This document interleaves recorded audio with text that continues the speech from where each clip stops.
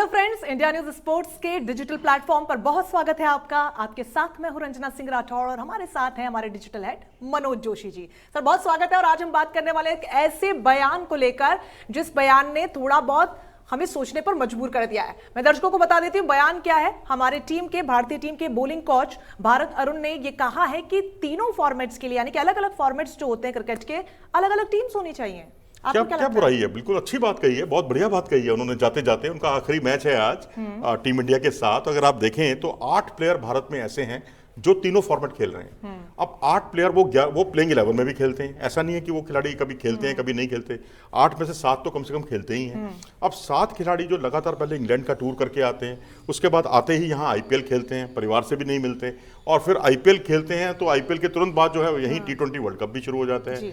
तो लगातार आप खेल रहे हैं। भाई इंसान है आफ्टर ऑल, आप मशीन नहीं है। आप मशीन की तरह अगर आप उनका इस्तेमाल करेंगे तो मशीन भी है ना कुछ समय के बाद बहुत ज्यादा इस्तेमाल होने पर काम करना बंद कर देती है। उसमें से आवाजें आने लगती हैं, कुछ आवाज आने लग जाती है, लेकिन आवाजें भी नहीं आती आवाजें ये मशीन चलती ही रहती है, लेकिन आउटपुट में दिख जाता है कि कितनी खराब है। बिल्कुल, निश्चित तौर पर। लेकिन एक हाल ही में उदाहरण भी हमने देखा था। आईसीसी चैंपियंस लीग जब हुई थी, हमारी एक टीम वहां पर गई हुई थी और एक टीम शिखर धवन की अगुवाई में अलग खेल रही थी। वो एक नया एक्सपेरिमेंट था और बहुत ही दिलचस्प था और कारगर भी बहुत हद तक साबित हुआ। ठीक बात है। राहुल द्रविड़ जो है उनको एक तात्कालिक कोच बनाया गया था उस टीम का, और वो टीम गई थी श्रीलंका। और एक टीम जो आपकी विदेश में टेस्ट मैच खेल रही थी, उसमें रोहित शर्मा नहीं थे, विराट कोहली नहीं थे, लेकिन कई ऐसे खिलाड़ी थे जो वहां पर गए थे।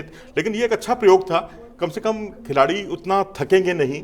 2 अलग अलग जो ऐसा कॉमनवेल्थ गेम्स में भी हुआ था, तब भी रविंद्र जडेजा वाली एक टीम अलग थी और बाकी खिलाड़ी जो हैं अलग थे। कॉमनवेल्थ गेम्स में कुछ खेल रहे थे।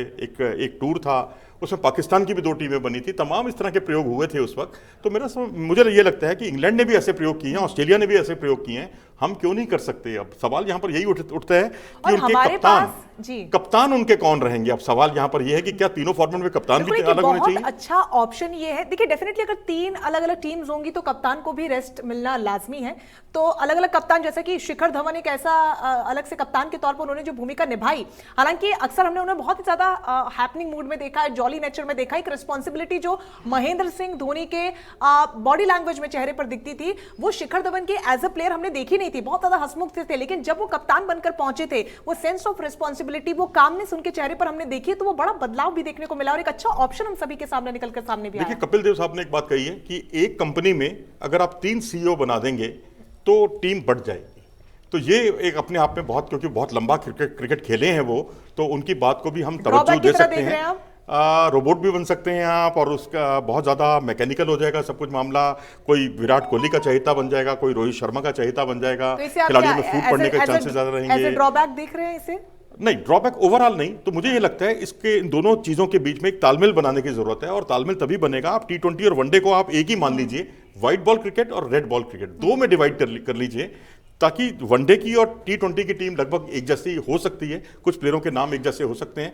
टेस्ट में आप बिल्कुल एकदम जो है ना टीम टोटली बदल सकते हैं, आप पूरी तरह से बदल सकते हैं। पर्सनल क्यूरियोसिटी है मेरी जानने की, चूंकि आप बहुत ज्यादा क्रिकेट को फॉलो करते हैं। मैं आपसे समझना चाहूंगी, क्योंकि बहुत यंग टैलेंट हमारे पास है जो बहुत ज्यादा एक्सपीरियंस नहीं है। हालांकि जो बड़े टूर्नामेंट्स होते हैं जिसमें हमें पोटेंशियल के साथ एक्सपीरियंस को बैलेंस करना होता है, तो उन बड़े टूर्नामेंट्स के लिए या फिर आईसीसी टूर्नामेंट्स की अगर हम बात करें तो वहां पर हम अपने तजुर्बेदार खिलाड़ियों को उस स्क्वाड में शामिल कर सकते हैं। लेकिन जो हमारा यंग टैलेंट है, जिन्हें जगह नहीं मिल पाती है, क्या उन्हें T20 के लिए हम रख सकते हैं? जिससे कि आईसीसी के टूर्नामेंट भी T20 के होते हैं, वनडे के भी होते हैं। तो फॉर्मेट के हिसाब से तो नहीं, लेकिन हाँ हम ये है कि जो पूरी टीम, एक विज्ञापन आया था आपको याद होगा कि मैं पूरे घर के बदल डालूंगा, वो बहुत नुकसानदायक है। पूरा सब कुछ मत बदलिए। एक बड़ा उदाहरण हमने देखा है कि चमकते सितारे रहे वरुण चतुर्वेदी आईपीएल के दौरान, लेकिन उन्हें जगह भी दी गई, चक्रवर्ती को जगह भी दी गई और उन्हें टूर्नामेंट में रखा भी गया, लेकिन बहुत अच्छा कमाल नहीं कर पाए। कहीं ना कहीं एक्सपीरियंस में लैग कर गए वो। बिल्कुल सही कहा आपने। और सबसे बड़ी बात है कि वरुण चक्रवर्ती की ना बहुत ज्यादा हाइप हो गई, मीडिया हाइप इतनी ज्यादा हो गई कि हमारी एक्सपेक्टेशन झेल नहीं पाए। हमारी एक्सपेक्टेशन भी उनसे बहुत ज्यादा बढ़ गई। अपने आप में देखा जाए परफॉर्मेंस उनका बुरा नहीं था, लेकिन आप पावर प्ले में बॉलिंग कर रहे हैं और आप कोई बहुत ज़्यादा मार भी नहीं पड़ी उनको कि बहुत ज़्यादा रन उन्होंने खाए हों, लेकिन एक्सपेक्टेशन बहुत ज़्यादा थी और एक रविचंद्रन अश्विन जैसा तजुर्बेकार प्लेयर बाहर बैठा हुआ था। अगर आप देखेंगे ना 8 प्लेयर, अगर आप देखें तो रोहित शर्मा भी तीनों फॉर्मेट खेलते हैं, विराट कोहली भी तीनों फॉर्मेट खेलते हैं, अब तो केएल राहुल भी तीनों फॉर्मेट खेलने लगे हैं। पहले एक ही फॉर्मेट खेलते थे या 2 फॉर्मेट खेलते थे ज़्यादा से ज़्यादा, और उसके बाद ऋषभ पंत भी तीनों फॉर्मेट खेलते हैं, रविंद्र जडेजा भी तीनों फॉर्मेट खेलते हैं। बल्लेबाज अगर खेलते हैं चल जाता है, लेकिन बॉलर अगर खेलते हैं और उसमें भी तेज गेंदबाज, तो उनका तो थकान से पस्त होना बहुत स्वाभाविक है, क्योंकि जसप्रीत बुमराह हो, शमी हो या और रविंद्र जडेजा हो, ये सारे तीनों फॉर्मेट खेलते हैं। exactly, और बहुत वाजिब बात आपने कही है कि T20 हो, वनडे हो या फिर टेस्ट हो, ये इंटरनेशनल आईसीसी टूर्नामेंट्स भी होते हैं। तो अगर ये 3 सेक्शंस में बांटा जाता है या फिर 3 अलग अलग फॉर्मेट्स में प्लेयर्स को टीम तैयार की जाती है, तो कैसे तय किया जाएगा अगर ऐसा होता है कि इंटरनेशनल टूर्नामेंट्स के लिए किसको भेजा जाए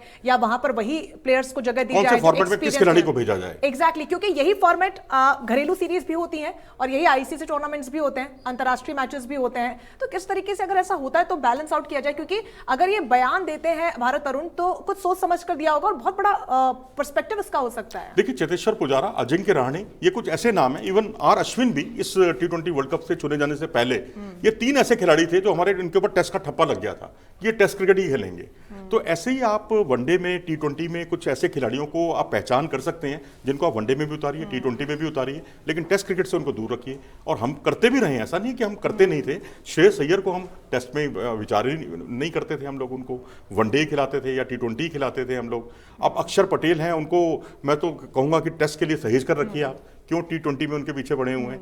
तो यहाँ थोड़ा सा हमें डिमार्केशन लाइन खींचनी पड़ेगी कुछ खिलाड़ियों को। जो खिलाड़ी होगा, इतना प्रोफेशनलिज्म आ गया है, वो तीनों फॉर्मेट खेलना चाहता है। एक समस्या ये भी होगी, क्योंकि हाल ही में जब रोहित शर्मा को लेकर सवाल किया गया था पहली पाकिस्तान के साथ मिली भारतीय टीम की हार को कप्तान कोहली से, तो उन्होंने कहा था, एक रिपोर्टर को जवाब दे रहे थे, मैंने सुना था, उनकी क्लिपिंग बहुत वायरल हुई है, तो आप क्या चाहते हैं कि आईसीसी टूर्नामेंट से या फिर या इतना बड़ा मैच जब होता है तो रोहित शर्मा को क्या मैं ड्रॉप कर दूं? तो बात जब ओपनर्स की आती है तो कुछ चुनिंदा नाम ही हमारे जहन में होते हैं, क्योंकि जैसे कि मैं पहले भी कह रही थी कि जो आगाज है वो बहुत महत्वपूर्ण होता है एक खुशहाल अंत के लिए। देखिए, बल्लेबाज बात आप बिल्कुल सही है, लेकिन थोड़ा सा हमें बीच का रास्ता देखना पड़ेगा, क्योंकि अब एकदम से हम विराट कोहली को कहें जी आप टेस्ट क्रिकेट ही खेलिए, आप ये नहीं खेल सकते, आप वनडे नहीं खेल सकते, जबकि वो वनडे के बहुत अच्छे प्लेयर हैं, उनका औसत भी बहुत अच्छा है। रोहित शर्मा के लिए आप ये नहीं कह सकते, अब वो पहले टेस्ट क्रिकेट नहीं खेलते थे, लेकिन अब टेस्ट क्रिकेट बहुत अच्छा खेलते हैं। उन्होंने जो परफॉर्मेंस दिया है, खासकर साउथ अफ्रीका की टीम जब यहाँ आई थी, या हालिया परफॉर्मेंस भी उनका बुरा नहीं रहा है, बहुत अच्छा परफॉर्मेंस रहा है। बस आपको थोड़ा सा 2-3 बल्लेबाजों में नहीं,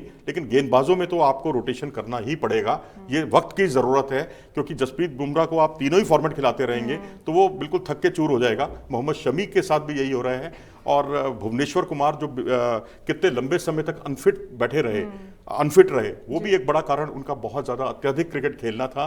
तो अब वक्त आ गया है कि आपके पास फास्ट बॉलर्स जो हैं 10-10, 12-12 का पूल तैयार हो गया है, तो उसमें आप नवदीप सैनी को कभी खिला लीजिए, कभी आप शार्दुल ठाकुर को मौका दीजिए, तो आपके पास विकल्पों की कमी नहीं है। और तेज गेंदबाजों में रोटेशन होना चाहिए, और कुछ एक बल्लेबाज हैं जो कॉमन रहेंगे, वो 3 या 4 प्लेयर से ज्यादा नहीं होने चाहिए। बिल्कुल, उसी का उदाहरण हमने हाल ही के टूर्नामेंट के शुरुआती मैचेस में भी देखा, जहां पर न सिर्फ बल्लेबाज फ्लॉप हुए क्योंकि रन तो बन ही नहीं पा रहे थे, गेंदबाज भी फ्लॉप हुए क्योंकि सामने वाली टीम को वो रोक नहीं पाए और बहुत ही कम ओवर्स में इजीली उन्होंने चेस कर लिया, जो कि बहुत बड़ा चिंता का विषय हमारे लिए हो सकता है। मनोज जी, दर्शकों के लिए सवाल छोड़ चले कि उन्हें क्या लगता है, तो आप जो इस वक्त हमें देख रहे हैं और जो हमारे तमाम दर्शक हैं जिन्होंने हमारे चैनल को सब्सक्राइब किया हुआ है, नहीं भी किया हुआ है, अगर आप हमारे वीडियोस को पसंद करते हैं तो जरूर ये जो बयान सामने आया उस पर आपकी प्रतिक्रिया क्या है वो सामने रखिए। देखिए, चर्चा हमने की है और एक्सपर्ट एडवाइस, यहाँ पर एक्सपर्ट पर्सपेक्टिव कहें, मनोज जी ने दिया है, लेकिन आपका उस पर टेक क्या है, आपको क्या लगता है, आप जरूर बताइए। अगले वीडियो में हम अपने दर्शकों के कॉमेंट्स पर भी सर चर्चा करेंगे निश्चित तौर पर। चलिए, इसी के साथ हमें दीजिए इजाजत। नमस्कार। नमस्कार।